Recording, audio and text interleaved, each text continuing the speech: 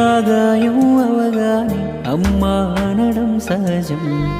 ఆగాయం మానే మందుకొని నా మనసులు గుర్తించం.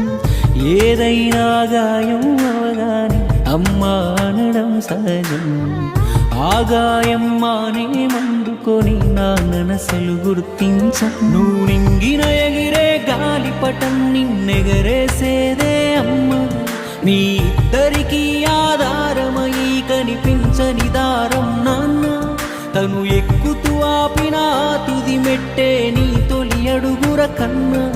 నువ్వెంతెత్తెదిగిన నీ వెనక ఘనమైన పునాదే నాన్న. ఏమిచ్చావని నిందించకురా నాన్నను.